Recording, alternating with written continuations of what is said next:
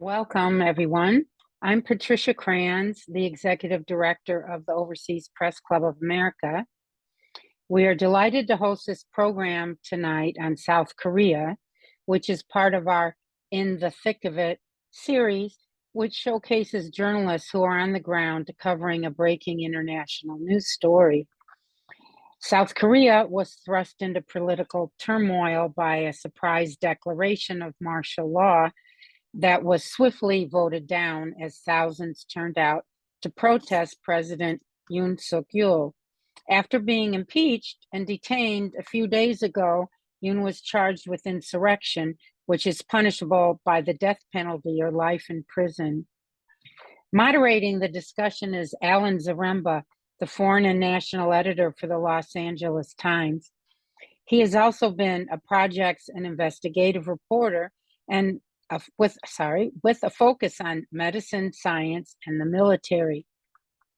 Prior to joining the Los Angeles Times in 2003, he was the Mexico City bureau chief for Newsweek magazine and a freelance journalist based in Central America. We will let the panelists talk for about half an hour and then take questions. Please put your questions in the chat. Thank you to OPC governors Amron Abakar of Reuters, Sandra Stevenson of the Washington Post, and OPC President Scott Kraft of the LA Times for putting together this program. Now I will turn it over to Alan, who will introduce the other panelists. Thank you. Hi, welcome everybody. Just to build on the intro a little bit, December 3rd, President Yoon, a career prosecutor who was elected in 2022 and had never held office before, declares martial law. The military moves to take control of the government and the judiciary. It's the first time that South Korea has been under martial law since the 1980s, when it was a military dictatorship. This time it didn't last long, just a few hours. But South Korea has been feeling the fallout ever since. Yoon is facing impeachment and is now in jail. The defense minister has been arrested along with a bunch of other high-ranking military and police officers. The prime minister has also been impeached. It's sort of unclear who's running the country at times. There's a lot of questions to answer here, starting probably with why Yoon did this in the first place. And fortunately for us, we have three experts who have been on the ground in Seoul the last couple of months covering all of these events, and they're going to help us make sense of this. I'm going to start by introducing them. The first is Jumin Park, who is a Reuters correspondent based in Seoul. She has covered the Korean Peninsula since 2012. She has also been a correspondent in Tokyo, reporting on a whole range of things, from the Olympics and how they were derailed by the pandemic, the assassination of the prime minister there, and then we have Chang W. He is a foreign bureau photographer for the New York Times, also based in Seoul. He has shared in 2 Pulitzer Prizes for breaking news coverage after September 11th, and then for feature photography in Afghanistan and Pakistan.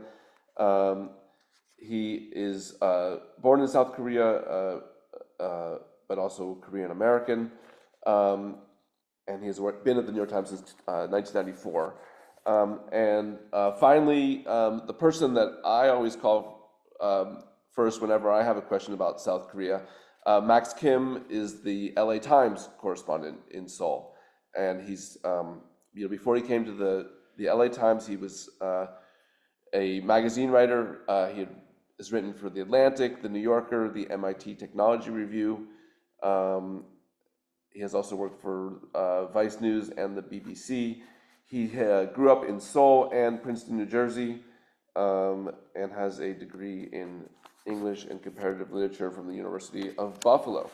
So let's just get started. Let's talk about that night, December 3rd. If you could just talk about like where you were when you heard the news and what your immediate reaction was. Jimin, you wanna start? Yeah, I can start. Yeah. Thinking about that night, I was in bed, um, putting my kid to sleep. It was 10 o'clock, 10 p.m. I think 10 around 10-ish. And then I saw an alert on my phone saying Yoon is making a speech at 10 p.m. and I was like, what's going on? And right after that, there was another alert coming up. It says he declares martial law. That is something that I saw in my history textbook, for like 80s or 70s. And I couldn't really, get my head around. And, I called my bureau chief and, the president declared martial and he didn't even seem to believe that was even, yeah, that was even true. And we were sort of like, kind of, we were thinking numb for like 1 or 2 minutes and then we start like firing, breaking news. But yeah, that was so, even thinking now, it's so surreal. That was my initial reaction to the Marshall news. But yeah, I can open up to others. Yeah. Max, I can't remember, did I call you or did you call me?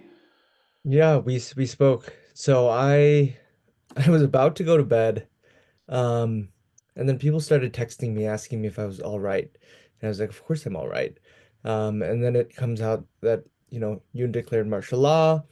Um, I wish I could say that I immediately jumped to action and knew what to do, but I was completely at a loss. Like Jimin said, this is stuff of history textbooks.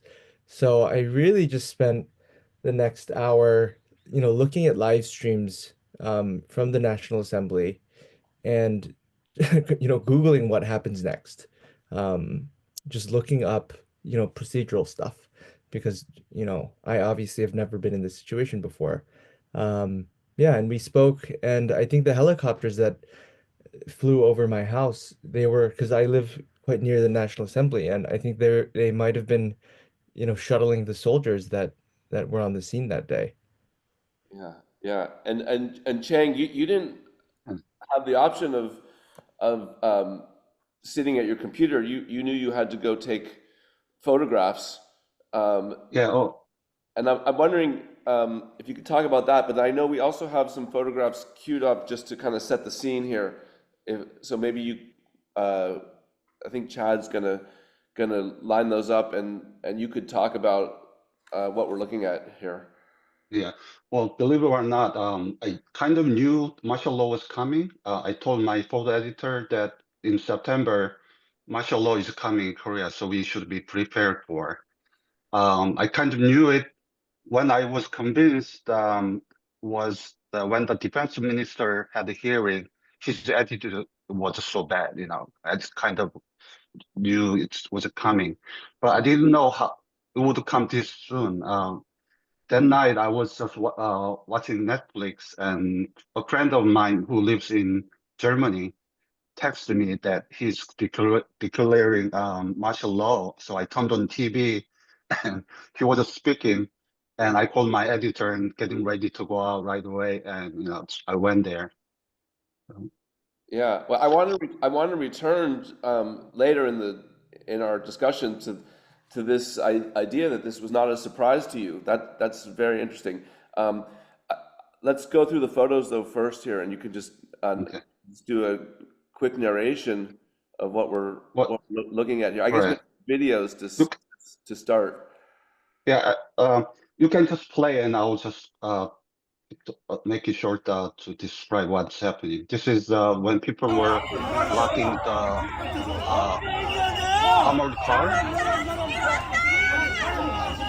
The woman was shouting, "They came here to kill us," and it was chaos. Everyone tried to stop the armored car or military soldiers. It didn't matter. Everyone were barehanded, but they didn't hesitate to stop them. And one of the protester took his jacket off and tried to block the view of the driver of the armored car. And literally, there people were jumping in front of them, lying down in front of them, blocking the vehicles here and there everywhere. And these are another set of people sitting in front of the car that has the military inside, and they wouldn't budge. They're just people were just jumping into the car and grabbing the car, stopping them and fighting with the police everywhere. And people came. I arrived there around midnight, and there were already a lot of people demanding Yoon to step down and take the martial law down again. I think this picture is really special because the UN, by declaring martial law, he cheated on these soldiers who have been committed to give their life to the people and for the country. And when they realized they came to the National Assembly, they probably realized, that wasn't what they had been training for. I'm pretty sure they had a really strong uh, loading feeling. So I think Yoon, by declaring martial law, not only uh, make the country chaos, but he literally trampled all these people's heart and took the democracy away from these soldiers and the people. And a lot of people gathered there. As Korea is known, the candle demonstration. This is the first night of they tried to impeach him, but didn't make it. People were really hoping, but they were short of, I think it was short of 2 votes on that night.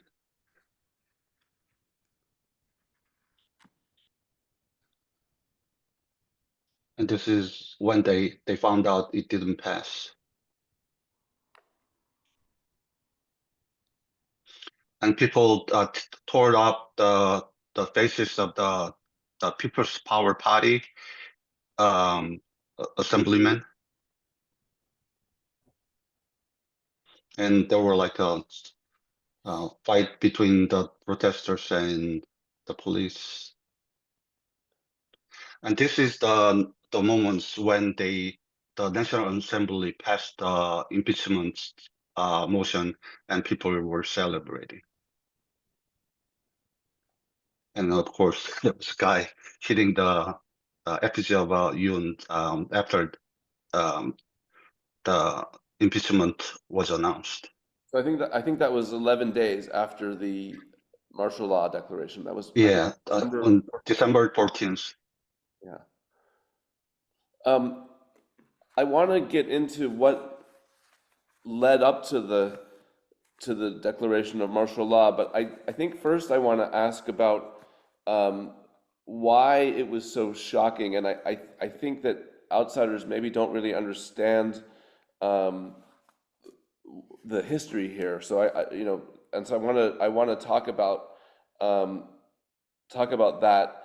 What is the relevant history with regard to the country's relationship to the military and the history of dictatorship that explains like why this was such a shocking moment?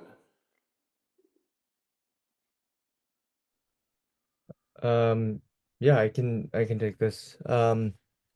Yeah, so martial law has a very specific historical referent in Korea.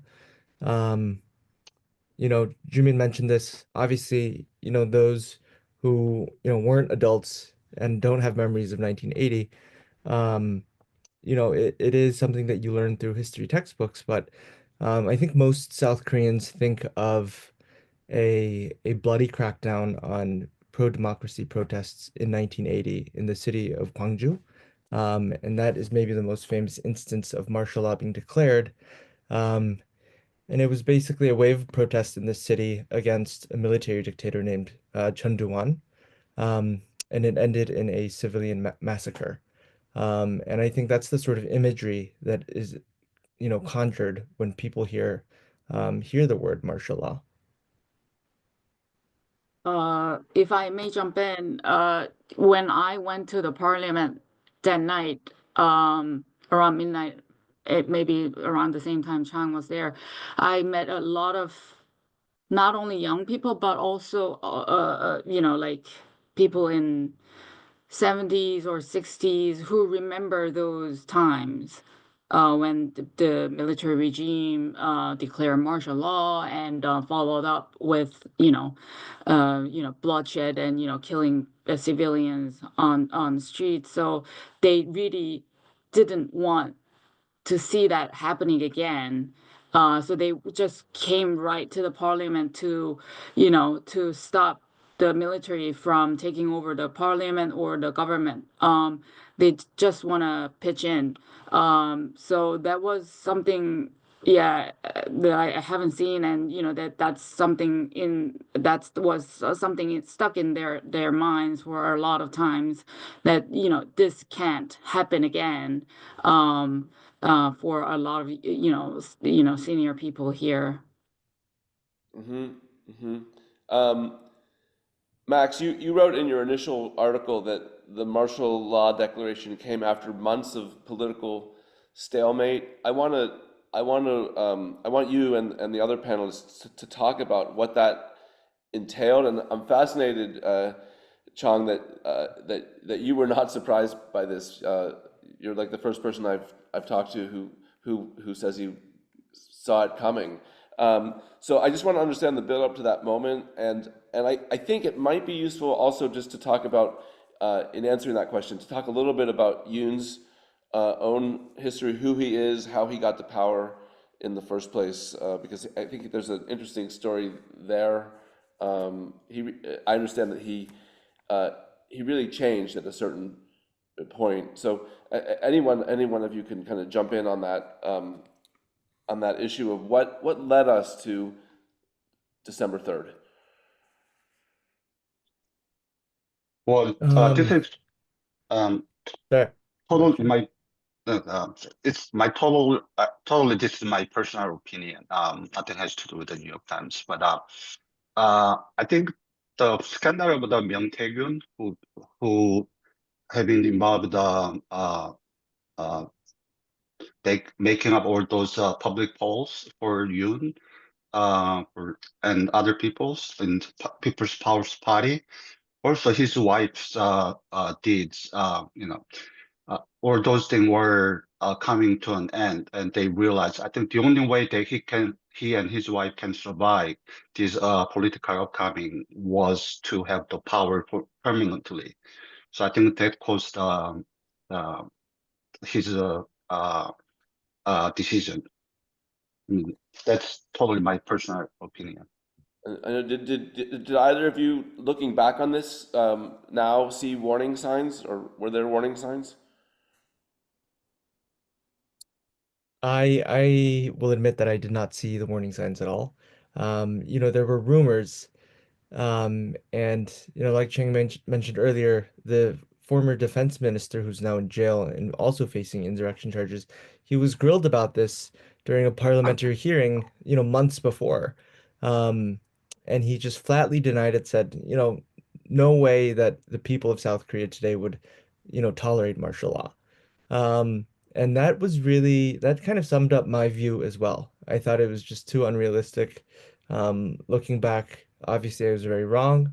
But it was floating around there for a little bit as at least a theoretical possibility. Um, yeah. Jumin, anything to Oh add to yeah. that? Uh, well, like Max mentioned, there was several opposition lawmakers raising possibility of a martial law back in July 2024, some months before the actual marshal. And at that time, many people thought it was a joke, or since the government came out to with really a strong denial, people really didn't buy that.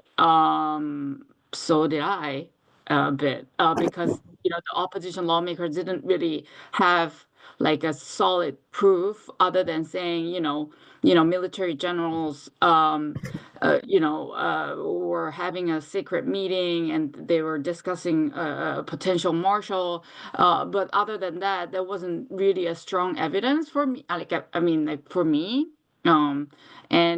So yeah, I think I was like same with Max. I thought it wasn't that realistic, and well, it's been rumored too that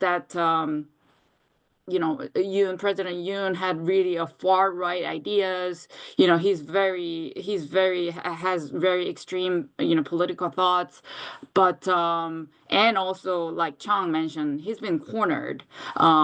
His wife was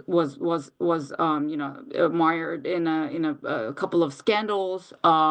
He himself has some issues, troubles with this power broker, like named Myung Tae-kyun. He's been cornered politically, but we didn't really think he chose to impose martial to go, to weather this political storm. But he didn't always have these ideas, right? I mean, my understanding is that he started out as a sort of a liberal hero for putting conservative politicians in prison when he was a prosecutor. When and why did his transformation take place? How did he become this right-wing figure? I think, as a prosecutor, nobody really knew his, political ideologies, or, they just saw him as a politically neutral prosecutor, although this would, turn out to be not the case at all. But really, when he sort of joined the Conservative Party to run for president, um, he has to cater or pander to South Korea's conservative base, and that usually involves a certain amount of, red baiting. Um, and I think it was a gradual process over time as he sort of, battled the liberals. He kind of dug himself these into that sort of camp. Um, and yeah, so I think it was a gradual process. I'll let the others chime in.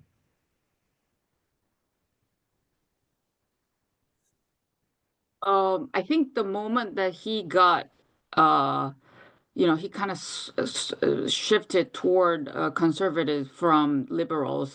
I think it was there was a time that he, as a the chief prosecutor, um, chairman of like prosecutor's office. I think he went after, uh, at that time, a justice minister who was a very close ally of then President Moon Jae-in, the liberal Moon Jae-in. Um, that time, like conservatives kind of started supporting uh, Yoon, although he was still, prosecutor for the liberal, president. And he kind of politically, kind of shifted toward the conservative at that time. I don't remember what year, but it was in the middle of, liberal President Moon Jae-in's term. And then, he left the prosecutor's office and, he entered politics after that. So, like, it was shocking that he did this, but I think just as shocking was how quickly it ended. It's like he did this, but then he didn't have like any commitment to it. That's what it sort of looked like from here. Why did it end so quickly? I, Um, I think the Hangang, the Nobel Prize winner, sums up really well. She said she had this question of, can the past help the future? Can the dead can save the alive? I think the experience, the historical experience, or the education and the people South Korean had throughout these last 40 years, they know those military dictatorship and threats to their democracy cannot cannot succeed. And I could feel that at that night, December 3rd, nobody had a second thoughts and nobody were afraid, and they knew what military dictatorship and martial law can bring to them and to their democracy. So when I went there, I was thinking about whether the military will actually fire the shots or not, and I didn't think so. And I kind of had the trust in them because we all know, and South Koreans went through this democracy period for like last 45 years, and they know what it is like before under the dictatorship. So I didn't think that all these soldiers would fire anything into the people. So I think that really helped. And the people and President Yoon himself probably realized after he declared the martial law that the soldiers were not following his orders. You know? So that really made a big change. That's really interesting. That's really interesting. So you see this as ultimately a victory for democracy. I do, yes. It was possible because people uh, who actually uh, uh, kept the democracy from the military dictatorship 45 years ago. And personally, I kind of I have this feeling of I owe myself to those people in 45 years ago when there were a lot of protests against dictatorship because I went to America at that time. But I always thought about this. If those people in 80s who didn't know what their future could be and risk their lives doing protesting against dictatorship. But now, benefit of that, every Korean have really enjoyed the freedom and democracy. And once we know it, we cannot go back. And I think that was the result of the martial law on December 3rd. Well, you've perfectly set up my next question here, which is that the early coverage of this suggested that the Mhm. entire country was against Yoon and that even his own party would turn against him, that he had done this thing that was so egregious, there was no tolerance for this at all. And now it seems like that picture has shifted. There was a Gallup poll this month showing that his party uh, actually now has an advantage over the Democratic Party, 39% to 36%. And this is the first time that they had been ahead since August. 57% were still supporting his removal from office, but that's a sizable chunk of the population that is if I'm reading this correctly, thinking it's okay for him to remain in office. How do you explain the shift, and more generally, what is going on in the court of public opinion on this? Um, Well, I think that we need to be really careful about looking at the public polls, and some critics point out that some of them are over sampled by the right-wing people, about 15%.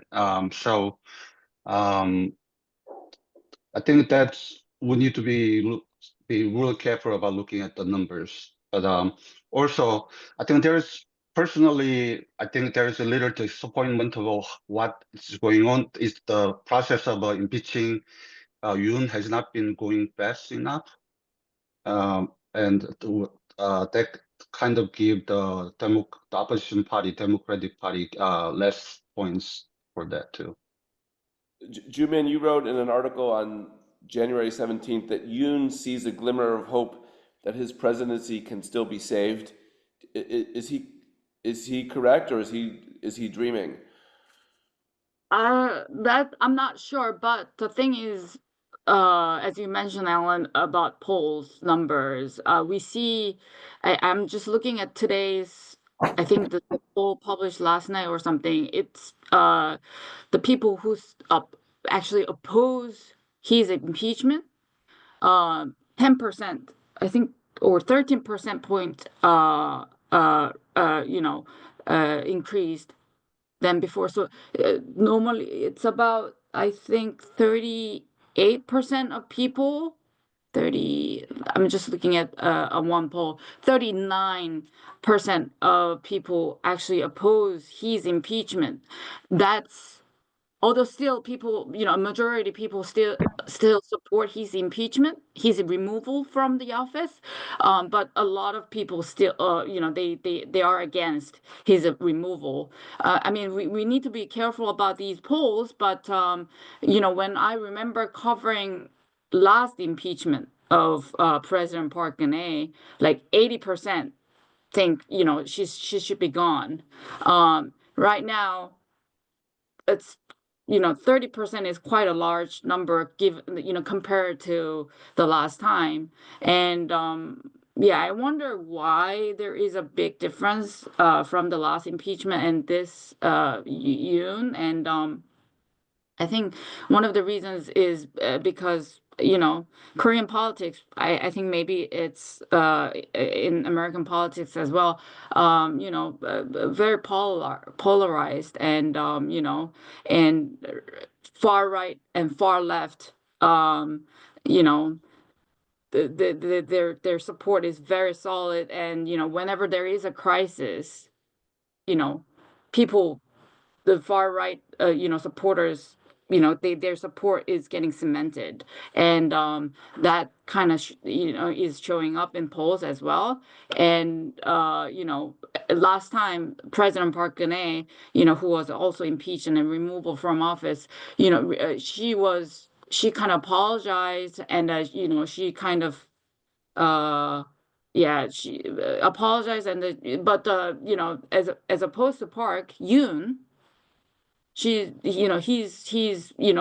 pledging to fight back, and he kind of he said he will never give up, and he keep buying he keep spreading this far right messages to their his supporters around his jail, and he keeps sending letters to his supporters at rallies, and he keeps trying to solidifying his support base. And that's one of the reasons why we see some rising ratings for his party, and rising ratings for who those who are against his impeachment.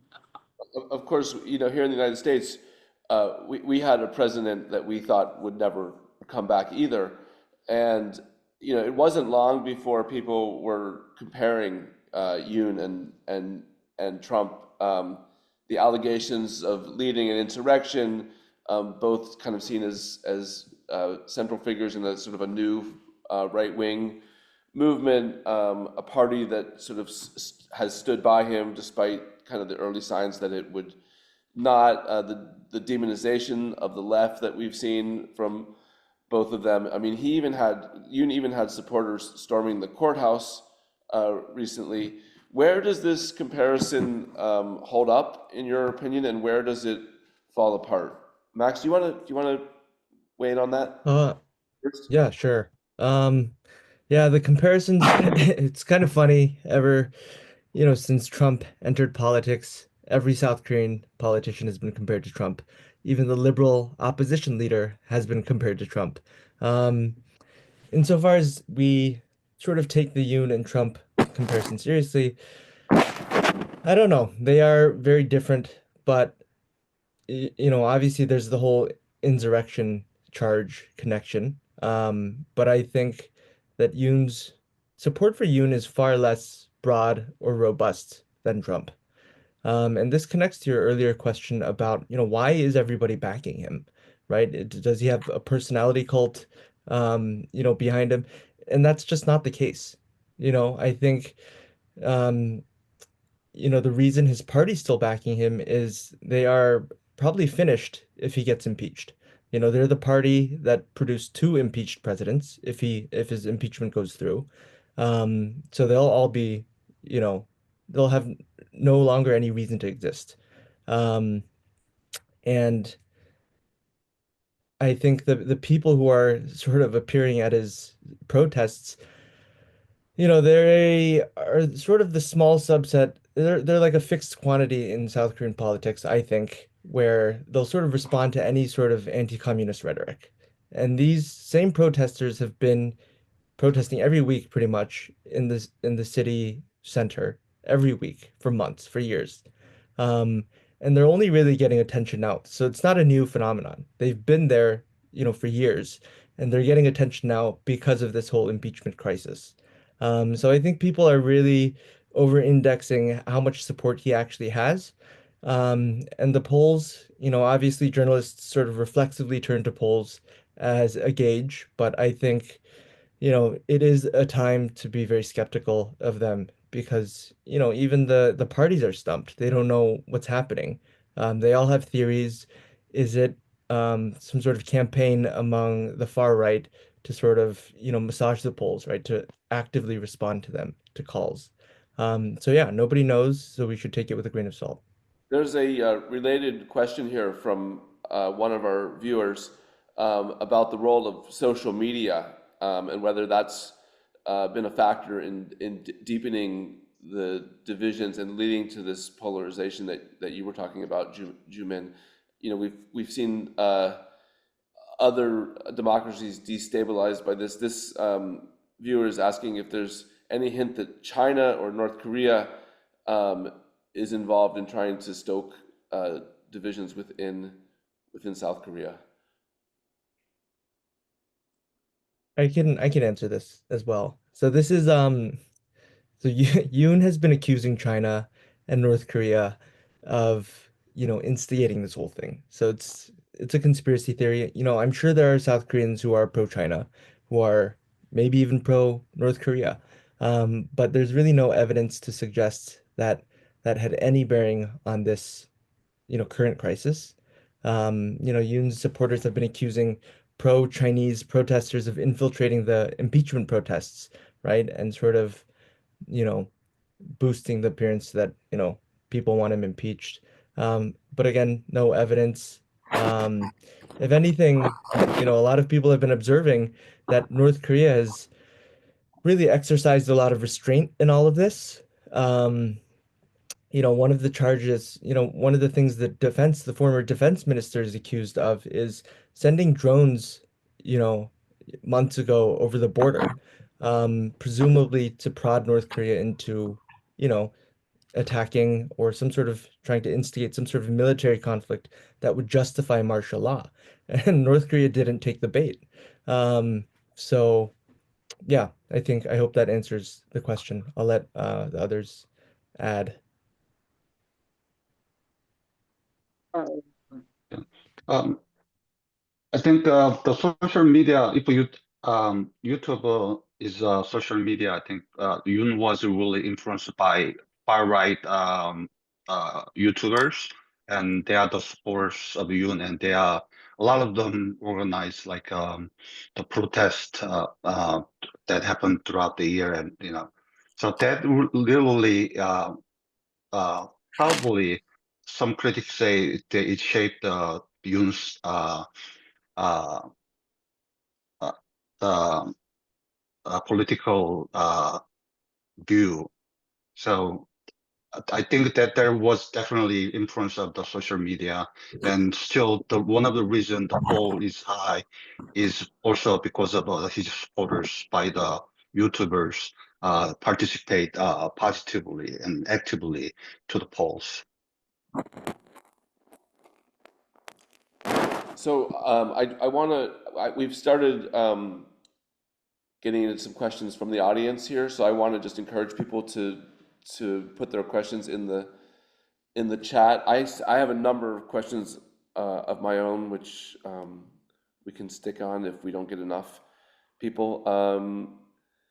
But here's one right now.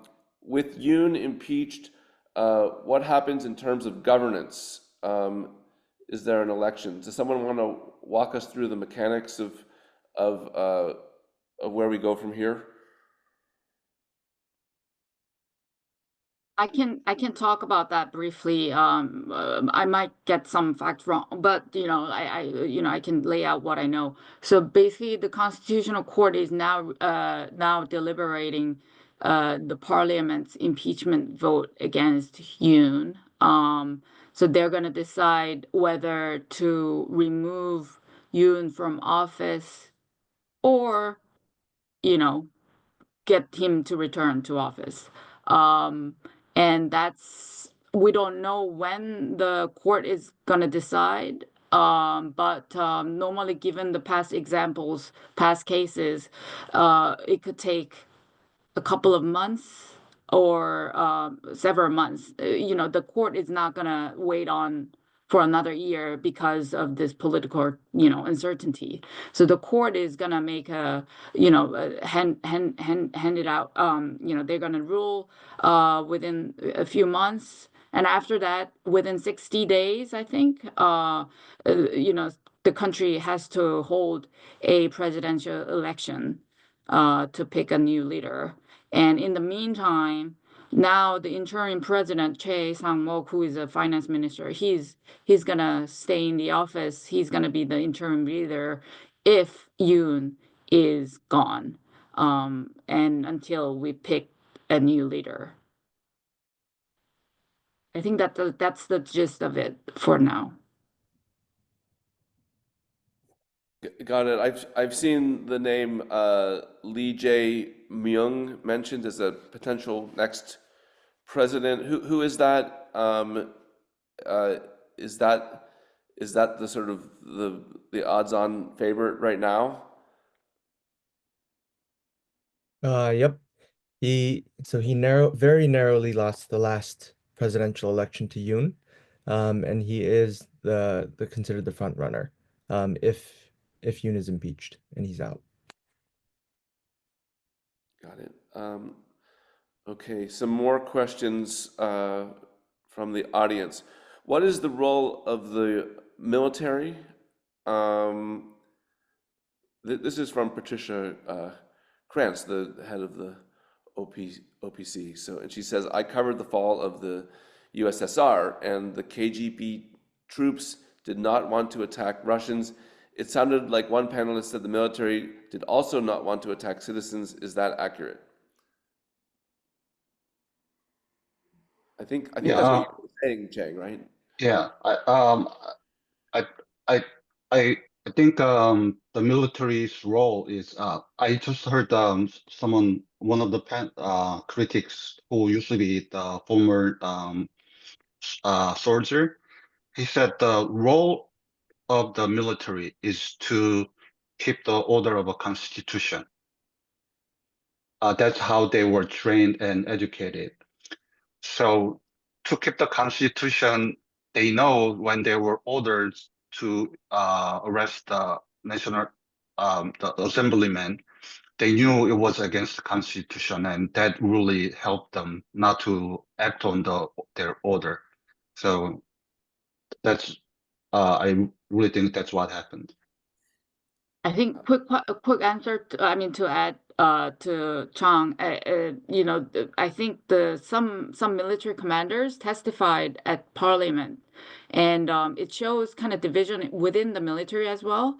So I think the military's legal department kind of had a review over the marshal, and they kind of concluded it's not legitimate.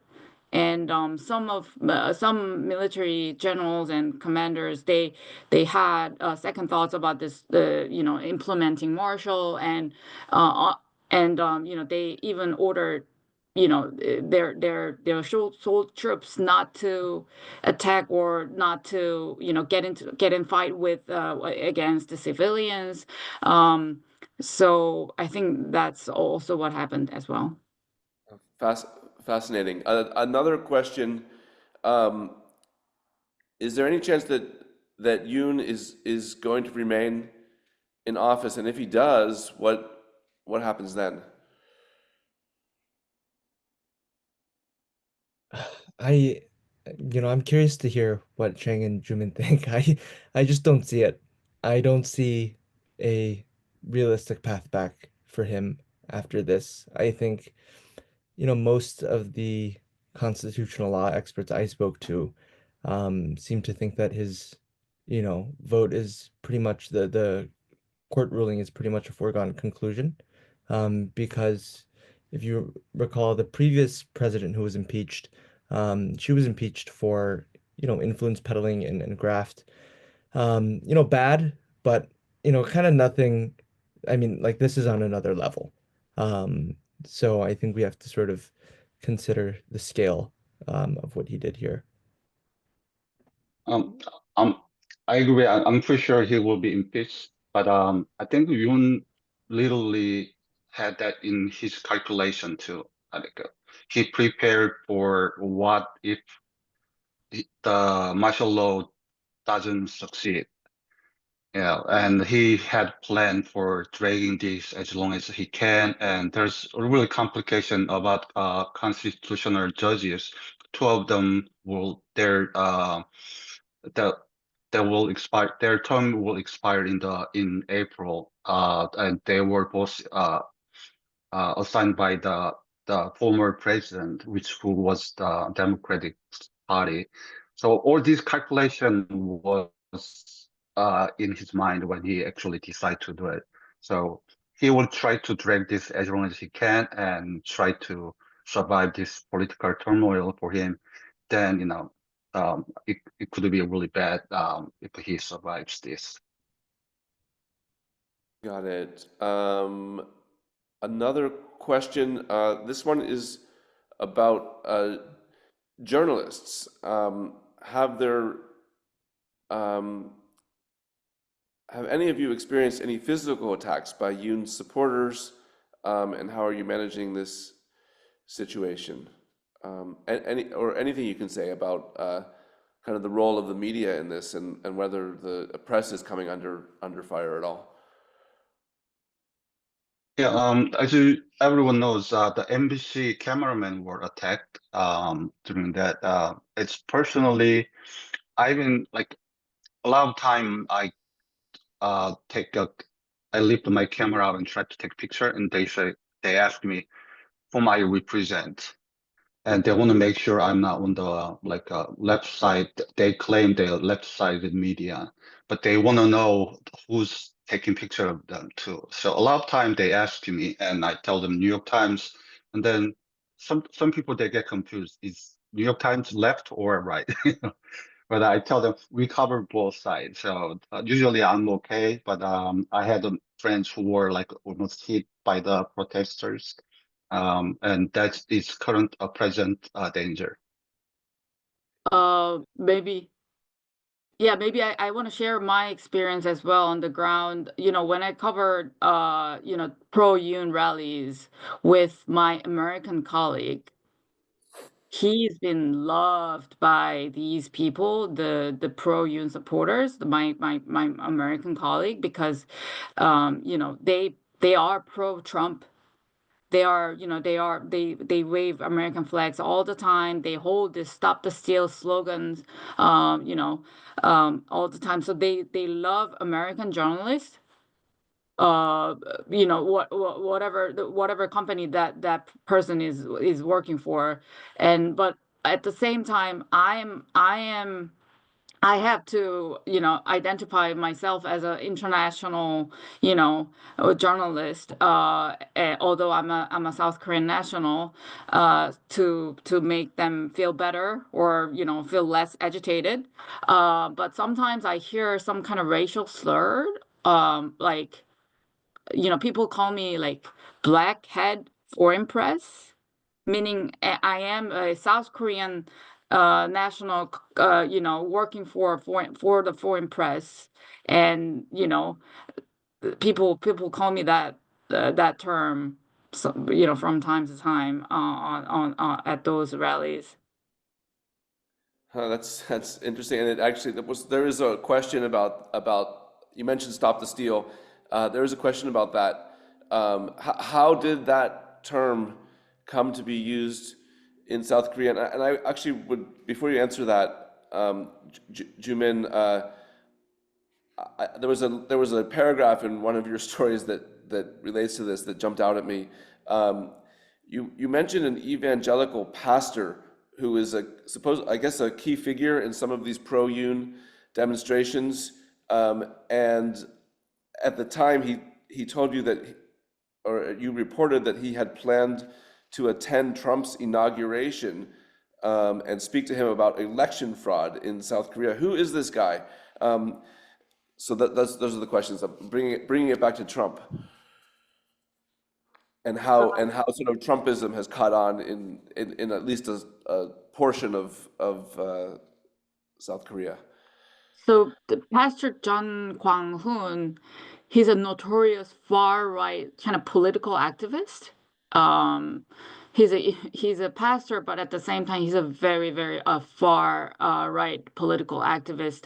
He's one of the main organizers for pro-Yoon rallies every weekend at the city center. But he's been doing those rallies before Yoon as well. And one of the key agendas that he's been spreading is election frauds and election rigging, and the actually he's been saying that Chinese and North Korean forces kind of has been rigging our election systems. And the opposition lawmakers are all fake. They are not, the Chinese help, elect them, not South Koreans. So these are the main, claims of his election fraud, conspiracy theories. And, Yoon is reportedly, following his YouTube channels and his speeches and his rally, his broadcasts. Fraud.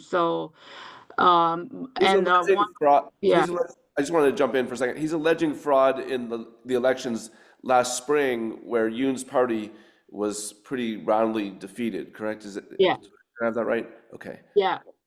But it's not the only election he's been saying was fraudulent. He's been saying that the last presidential election, even though Yoon won, but he said he could have won by a larger margin if there was no election rigging. But another key thing that he's been saying on stage is, Trump, please, save Yoon. He's been begging, Trump to save Yoon from this crisis. And Yoon, like Trump, he firmly believed, or at least on in public, he's been saying that Trump will support Yoon because they are aligned on this election fraud campaigns or fight. So it's been interesting. I have to follow up, but the pastor was actually in the States to attend the inauguration, and he's been claiming that he got like 10-minute face-to-face chat with Trump. I don't know whether that happened or not. I had to go back to him. But during that conversation, he said he will flag this election fraud crisis in South Korea with Trump and get his buy-in as well. I think if I may add to that, I think that Jung Kang-hoon himself had his own political party, Liberty Unification Party, and before the election, he had pretty good public polls, like 3 to 5%, and he believed it. And then, but in fact, after the fact was he only won 0.3 or 5%, really low. So that's, I think that really caused him to think there was a election fraud because the result was really disappointing than he expected. Very interesting. Let's go to another question here, which is also on my list. What made Yoon think he could possibly succeed? Did he just completely misread the public, the political arena? Why did he think this could work?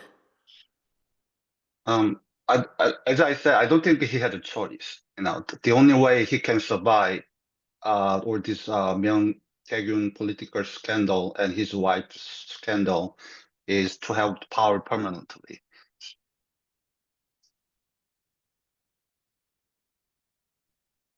Anyone else want to jump in on that one? Yeah, I'll add. Um, yeah, what he was thinking, what his sort of long-term goal was. I think that's sort of the million-dollar question still. I mean, his defense against the insurrection charges right now is that, hey, I wasn't being serious. It failed, didn't it? I wasn't being serious. Um, but insofar as we, have to assume that he was being serious, or if we, consider the possibility that he was being fully serious, I think that, maybe a part of him thought that he could raid the election commission, which the military did, and if he could produce some evidence of election fraud, maybe that would justify declaring martial law. But it's still unclear, like whether he, really authentically believes election fraud or he's cynically using it for survival, like Chang said. But if he really does believe that, I think that's, a possible path that he had gamed out. Okay, I don't see any other questions from the audience. I have another one though. Um, Yoon is the first sitting president to be arrested, I believe. But I've gone back and counted. There have been 8 presidents since 1987, when South Korea became a democracy. 3 of them have been jailed. One of those was also impeached. Then there was another one who was impeached, although that was struck down in court.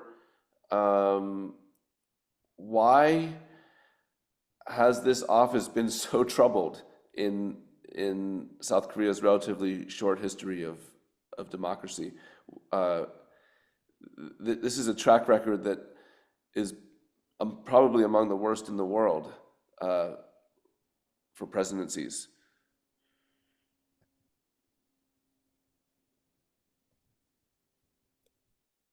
Well, it comes to the personal opinion again, but I think throughout the history, not the recent history, Korea has been attacked by the neighbor countries like almost 1,000 times, and people have in their DNA that to resist the wrongdoings and something is not right, they want to fix it. Then it's in their gene, but it's just my personal thoughts. Any other insights into kind of that It's very big picture question? Yeah, it's a tough one. It's a question that a lot of people are asking, I'm sure. Um, and I think there's sort of two ways to look at it, right? Is it that the South Korean public is, quicker to pull the trigger on impeachment than other countries? I think, partly maybe yes. Or is it just that there's something about the South Korean, the office of the president that, lends itself more to corruption than other countries? I think it could be a little bit of both.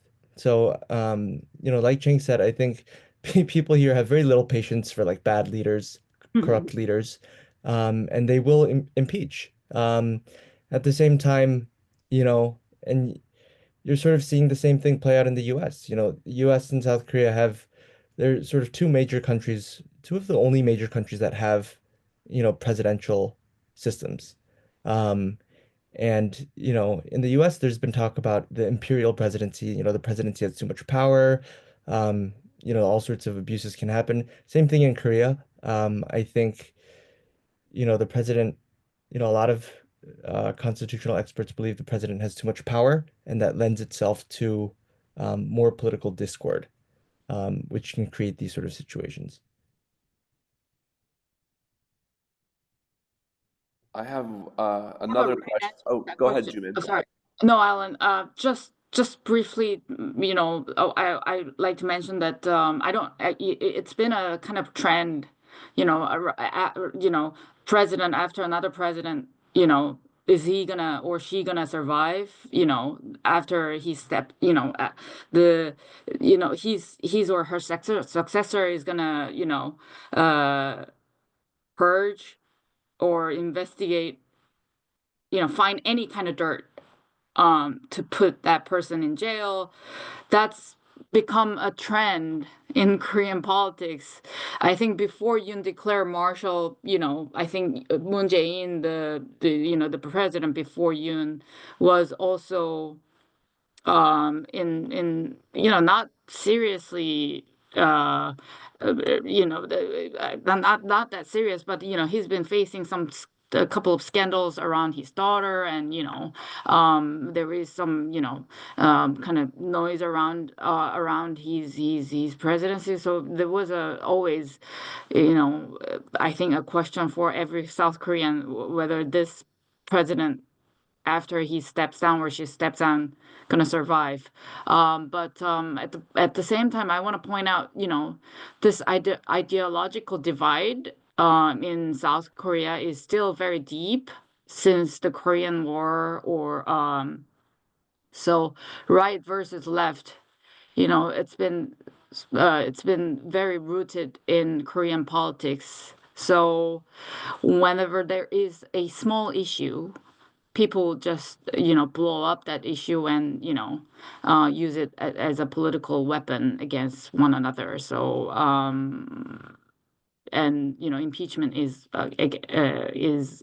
another weapon or tool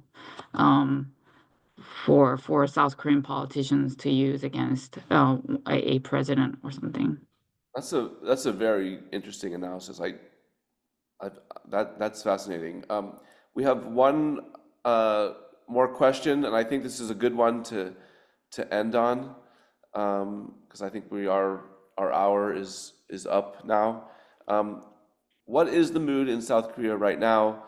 Do you think the political crisis has affected public trust in government institutions, or is there more of a sense of enhanced confidence?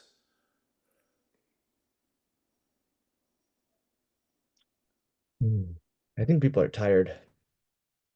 I think people are very tired.